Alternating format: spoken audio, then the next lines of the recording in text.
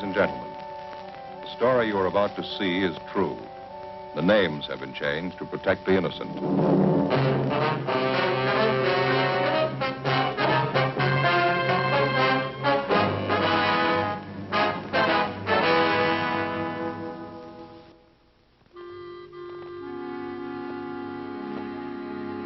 This is the city. Los Angeles, California. I work here. I'm a cop.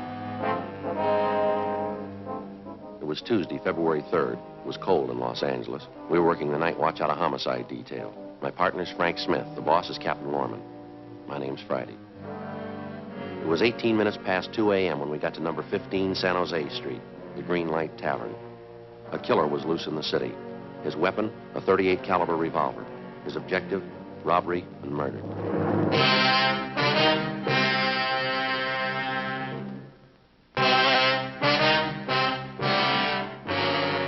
Ambulance on the way, George? Can't use it. They're both dead, wife and husband. Did you call the crime lab? They're on the way. Okay, we better take a look at that back room. Right.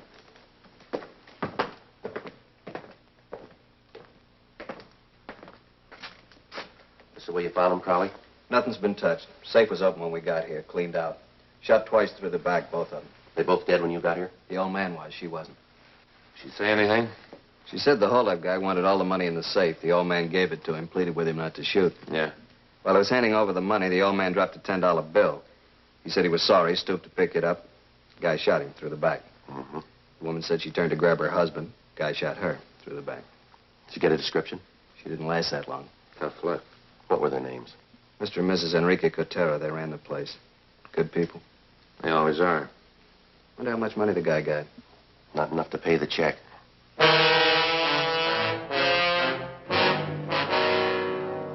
Sergeant Allen and the crew from the crime lab arrived and went to work. They dusted for fingerprints, took pictures of the back room, the safe, the victims. Every object that could have any possible tie-in with the crime was photographed. Captain Lorman was with them. Looks like that job over on the east side last month, Skipper. Same M.O. Kid with Ramsey. He the witness? Yeah, he worked for the Coteras, didn't he? Yeah, bar boy, handyman, you know. Ramsey's getting no place with him. What's the matter? Spanish, can't speak English. Well, how's your Spanish, Frank? Still high school Spanish. All right, let's give it a try.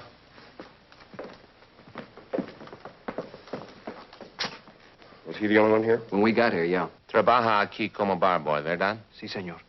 3 months. Mr. Cotero era muy bueno conmigo. ¿Cómo se llama? Juan Pedillo. Vivo al otro lado de la barra, en la casa de huéspedes. What's he saying, Frank? Well, his name's Juan Padillo. He's been working here for about 3 months. He lives next door in the rooming house. Claims he got along fine with Mr. Cotera. Ask him to tell us how it happened. Everything. Juan, queremos saber exactamente cómo pasó esto. Díganos de todo lo que se acuerda. El tiempo. Que tanta gente había. ¿Quiénes eran? Todos los detalles. Toma su tiempo. Sí. Eran como 5 minutos para las 2. Tiempo de cerrar. Mr. Cotera apenas había cerrado la puerta de enfrente. He says it happened around closing time, 5 minutes to 2. Mr. Cotera had locked up the front door. Siga, Juan. Sí. Yo estaba detrás de la barra. Igualmente la señora Cotera. Estábamos limpiando los vasos y poniéndolos en su lugar. Solo estaba un marchante en la barra. Estaba sentado a la orilla de la barra. Allí. Juan was behind the bar with Mrs. Cotera. They were cleaning up the glasses and putting them away. There was only one customer left. He was sitting at the end of the bar. That stool back there. Yeah, go ahead, Frank. Siga, Juan. El marchante creo que se llama Pete. Estuvo aquí anoche y la noche anterior. Siempre se quedaba hasta que cerrábamos. He says the customer's name was Pete. Was in last night, the night before. Always stayed until closing time.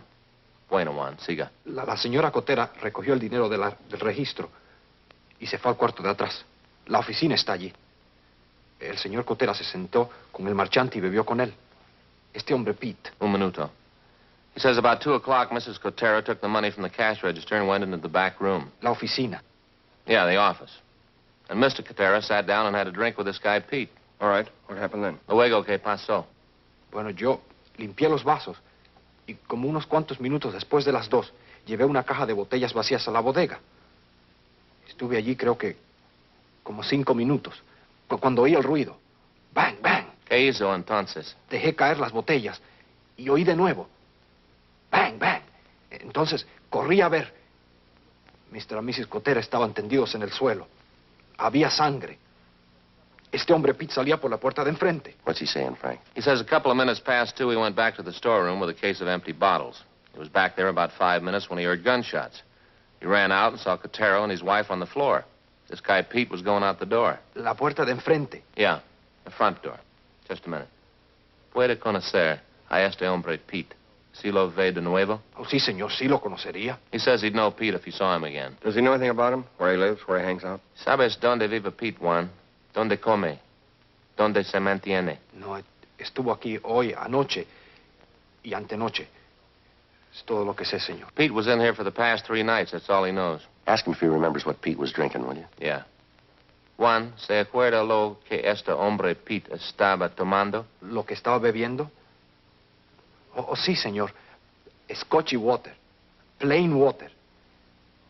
Toda la noche lo mismo. Scotch and water. Drank the same thing all night. Same guy? Well, it ties in with that other job over on the east side.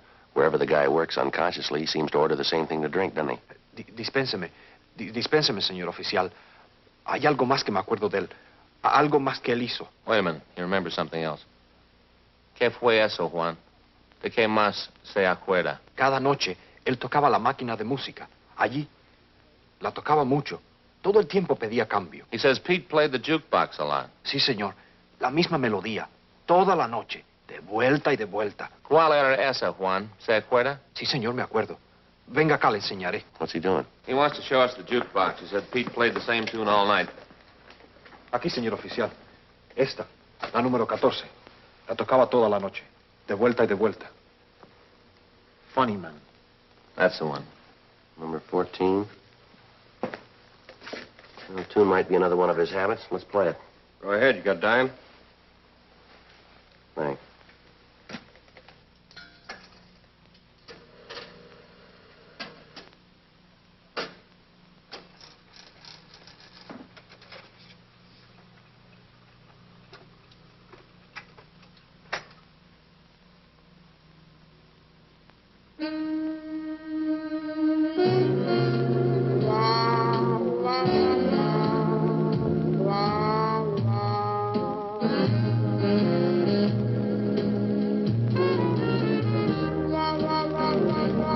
Sí, esa es. Él tocaba esa. He says that's the one. Must be in every jukebox in town. What does that prove? It's not going to be very much help. A lot of people like that tune. Only one man commits murder to it.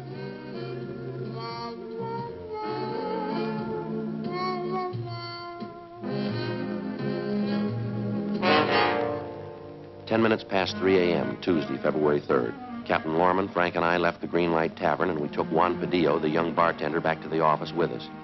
With the help of an interpreter, a police stenographer took down his statement, and then we showed him 3 volumes of coming-out mugshots. Padillo and Frank started looking through them. Captain Lorman and I went across the street to the old city jail building, the crime lab, to see Russ Camp in ballistics. How's it going, Russ? Well, still working on it. It's pretty tough. Why, what's the matter? Right here. This is the bullet that killed that East Side bar owner last month. Yeah. It's from a .38 Colt Special. We know that. It's a metal-piercing bullet. Mm-hmm. Well, the slug's in good shape. We weren't that lucky tonight. How do you mean, Russ? Well, here's the 4 bullets they fired in the back room of the Green Light Tavern tonight. What happened to them? Must have had a heavy load. They penetrated the bodies and buried themselves in the wall and floor. Badly deformed. Yeah. It's going to take some work. Can't tell you much right now. What can you tell us, Russ? Well, I checked the bullets, examined the lands, markings. They got a left-hand twist. And they came from a Colt. Yeah, .38 Colt Special. Same type gun killed that man last month. It's not enough to go to court with, is it? It's enough for us right now. Well, we should get a make on one of these 4 bullets. It'll take a little time. Yeah. Now, you see these 2 slugs? Yeah. Lands, grooves, striations. They're pretty badly mutilated. Mm-hmm. There's no chance for any fancy work there, but we still have a good bit left down here at the base of the bullet. With any kind of a break, you can match him. Oh, I hope so. Grab it, will you, Joe? Yeah, I got it. Crime lab, Friday. Yeah, Frank. Yeah. Right away. Smith? Yeah. Juan Padillo just identified the killer. There's his picture.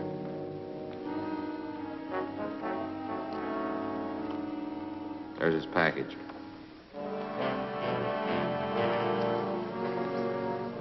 Is Juan sure that's the right man? Dispénseme, señor oficial. ¿Qué dijo usted? Él dijo, ¿está usted segura que este es el hombre? Oh, sí, señor. Es él, estoy seguro. He's sure. Well, according to his R card, Albert J. Stacy, white male American, 5'11", 170 pounds, brown hair, blue eyes. Here's a red flag on his index card, violation of parole. Got out of San Quentin 18 months ago. Burglary, auto theft, armed robbery. He's used a gun before. That makes him number one.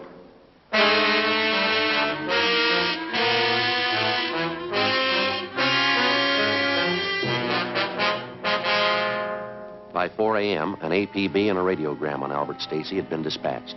The manhunt got underway. At 10 o'clock that morning, Sergeant Allen reported on his findings at the scene of the murder. No fingerprints, no additional physical evidence. We counted on getting the suspect's prints from the glass that he was drinking from at the bar.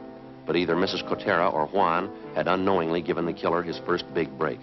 All the glasses had been washed, wiped, and neatly put away before the shooting. The prints had been destroyed in the process. Just after lunch, Russ Camp and ballistics came up with an answer. The bullets which killed Mr. and Mrs. Cotera came from the same gun which killed the East Side bar owner a month before, a .38 Colt Special.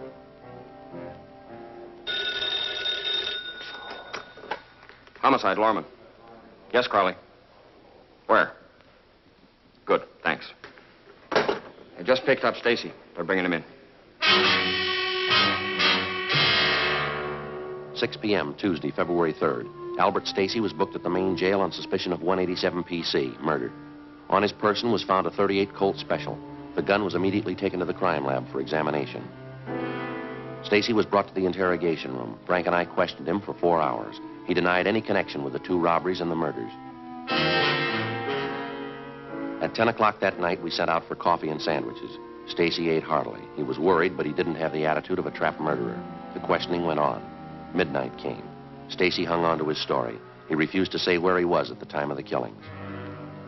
He had nothing to do with the robberies, nothing to do with the murders. At 4 a.m., Frank and I took time out for a smoke. He's bound to break. He's got to.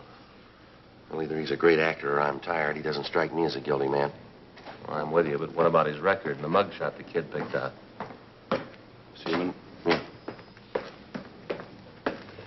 how's it going? nothing? Russ Camp just called about Stacy's gun. Yeah. Maybe we found the right man, but we got the wrong gun.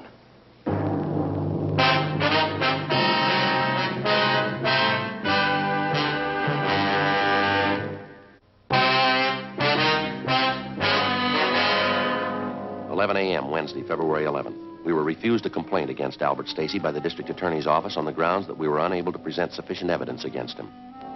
We then filed on Stacy for violation of the State Penal Code, Chapter 339, Statutes of 1923, as amended 1947, Sub 2, an ex-convict with a gun. We put a hold on Stacy for his parole officer. He was to be returned to San Quentin. Frank and I started all over again from the beginning. A complete description of the suspect, along with his method of operation, was distributed to every tavern and cocktail lounge in the city. A special detail of men from the Metropolitan Division was assigned to stand a special watch between the hours of midnight and 3 a.m. During the month that followed, we set trap after trap for the killer. He failed to take the bait. Another month passed. We watched and we waited. 1 a.m. Saturday, April 4th. Frank and I were cruising the central area. Attention, all units. All units. A 211 and shooting in the bar on the corner of Bellevue and Allison. A 211 and shooting in the bar on the corner of Bellevue and Allison. Suspect left the scene on foot. Suspect is wearing dark coat, light trousers. 1R5, take the call. Code 3. Let's go. 1K80, 1K80. 1K80, go ahead. On that call to Bellevue and Allison, we are in the vicinity. We will handle. 1K80, roger. 1K80. Any further description on the 211 suspect? 1K80, no further details. Suspect wearing dark coat, light trousers. Left the scene on foot. Code 3. Let's roll it. 2 minutes later, Frank and I got to the Windsor Buffet. The robbery victims were the owners, Mr. and Mrs. Ernest Lineberger. Mrs. Lineberger did all the talking. 1:25 a.m. Frank and I continued questioning Mr. and Mrs. Lineberger. Their description of the suspect, his M.O., and all of his actions matched those of the man who had shot down Mr. and Mrs. Cotera 2 months before, and the East Side bar owner a month before that. The Linebergers told us that the suspect drank only Scotch and plain water, and that he played the jukebox incessantly. The same tune. Funny man. That's right, funny man. That's what he played. I got a good look at his wrist, too, his right wrist. What about it? He's got a picture tattooed on the underside. What kind of a picture? A Looks like a cat, a black cat. Do you by any chance have the glass that he was drinking out of? Yeah, it's over by the door. Smashed to bits. Sure, I threw it at him when he ran out the door. 2:12 a.m. Frank and I drove Mr. and Mrs. Lineberger to the office where we took their statements and filled out a crime report. After that, we went down the hall to R&I and had one of the officers on duty check through the oddity file for us. That's it, Joe. Only guy in the file with a tattoo of a cat on his wrist. Yeah. He's got a different tattoo on his left wrist. He's only got one name. Wesley R. Guttridge. We pulled his mugshot. He was almost a dead ringer for Stacy. We compared descriptions. They matched almost perfectly. A radiogram was sent out on him, and communications broadcast a want for murder. Captain Lorman, Frank, and I checked our informants and all our available sources of information for the whereabouts of Wesley Guttridge. There was no trace of him. 2 days passed. We continued cruising the Central and Hollenbeck Park area. Unit 1A5, out for 7, KMA 367. Correction, 7R6. That's 2421 Beverly Boulevard. A prowler now. KMA 367. Attention, all units. Attention, all units. At 5th and Winston, the bar. A 211 and shooting. Code 3. Suspect left the scene on foot. Suspect was headed west on 5th Street. Attention, all units. All units. At 5th and Winston.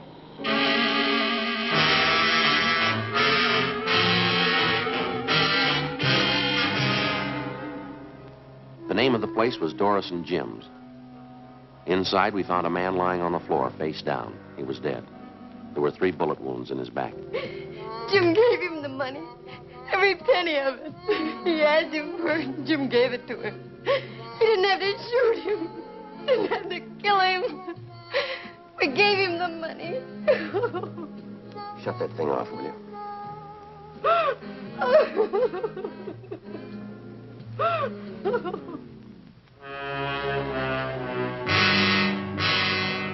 5 a.m. Tuesday, April 7th. Frank and I sat in on a meeting with Captain Lorman. Plans for a citywide Dragnet operation to apprehend the killer were discussed and formulated. By 7 a.m., an overall plan was set in motion. Every available man was ordered up for special duty in the Central area, the Newton Street Division, the University Division, and the Hollenbeck and Highland Park areas.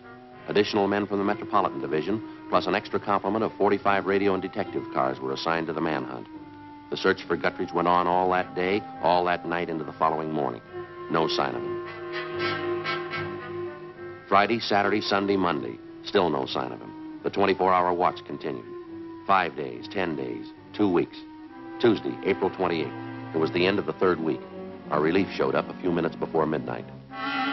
Before we went home, Frank and I stopped by the office to check with Captain Lorman. They told us in homicide that he was down the hall in communications. All units. All units. What's doing, Skipper? Just a minute. All units.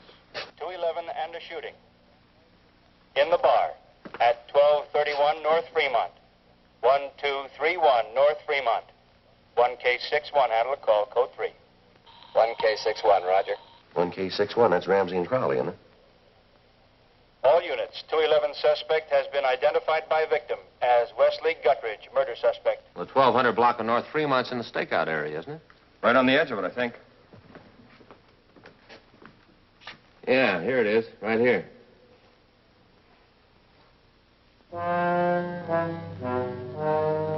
Guttridge is going to have a rough time. The neighborhood here should be pretty well covered. All units on the 211 and shooting at 1231 North Fremont. Suspect left scene in a light tan 1950 Ford sedan. License 7 Tom 7972. 7 Tom 7972. Suspect headed south on Fremont. Suspect headed south on Fremont. 1K61. 1K61. We have spotted 211 suspect, tan Ford sedan, license 7 Tom 7972. Suspect is traveling at high rate of speed. West on 3rd. Now crossing Lucas. We're in pursuit. 1K61, roger. All units on all frequencies, stand by. 1K61 is in pursuit of 211 murder suspect. Suspect is heading west on 3rd Street, now crossing Lucas Avenue. 1K61, pursuing suspect west on 3rd Street, now crossing Union Avenue. Push it, Jim. Don't lose it. 1K61, roger. All units. Suspect headed west on 3rd Street, crossing Union Avenue. Units 1R13, 1A17, 1R19. Block the intersection at Westlake and 3rd Street. 1R13, roger. 1A17, roger. 1R19, roger. Units 1R11 and 1A12. Block the intersection at 3rd Street and Alvarado. 1R11, roger. We're closing in on him. 1K61, 1K61. Suspect now headed north on Burlington, crossing Miramar. North on Burlington, crossing Miramar. Watch that truck, Jim. 1K61, roger. All units. Suspect now headed north on Burlington, crossing Miramar. North on Burlington, crossing Miramar. Maybe they got him blocked. 1K61. 1K61, go ahead. Still pursuing suspect north on Burlington, now crossing 2nd Street. Looks like a dead end. I think we got him blocked. He's turning around.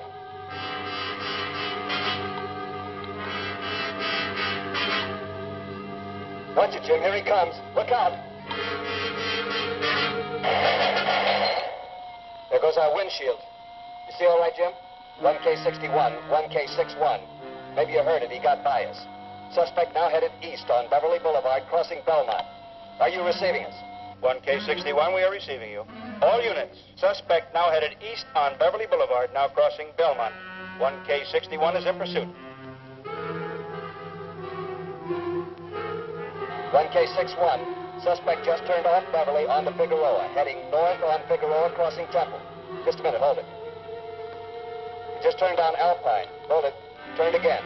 Suspect now headed north on Alameda, headed for the Southern Pacific train yards. Now crossing North Broadway, going into the yards. Don't lose him, Jim. All units. All units. Converge on Southern Pacific train yards. All units. Converge on Southern Pacific train yards. From North Main to the river. From Alhambra Avenue to Macy Street. Suspect is in the yards. Suspect is in the yards. Not making it easy. He's got nothing to lose. 1K61. 1K61. 1K61, come in.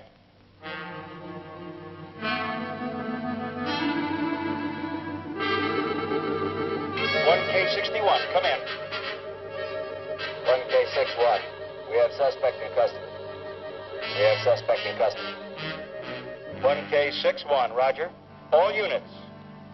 1K61 has suspect in custody. Return to your districts. Return to your districts. All frequencies clear. Well, I guess that does it. Yeah, it sounds like nobody was hurt. They didn't ask for an ambulance. Big night. Lucky one. Well, I'm going home. See you fellas in the morning. Good night, Skipper. Good night. Good night. Good night.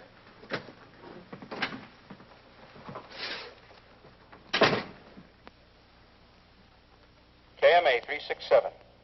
Time check, 12:30 a.m. How about that? What's the matter? This wristwatch of mine. Jeweler worked the whole thing over. Gave it a complete overhaul. Look at that, Joe. 5 minutes slow. Wait till I talk to that jeweler. Well, how long ago did he work on it? Oh, just 4 or 5 years ago. Why? Good night, Frank. Yeah.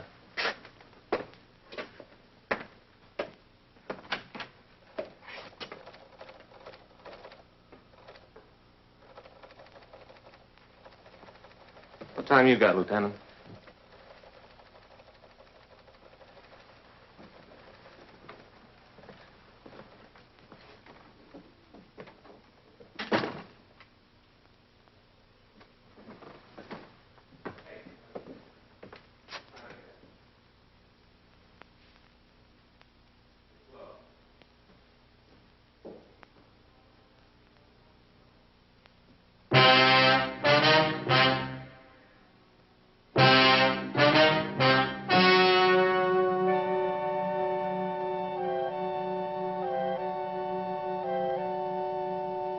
On August 28th, trial was held in Department 82, Superior Court of the State of California, in and for the County of Los Angeles.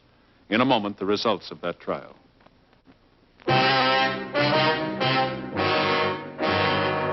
The suspect was tried and convicted of murder in the first degree.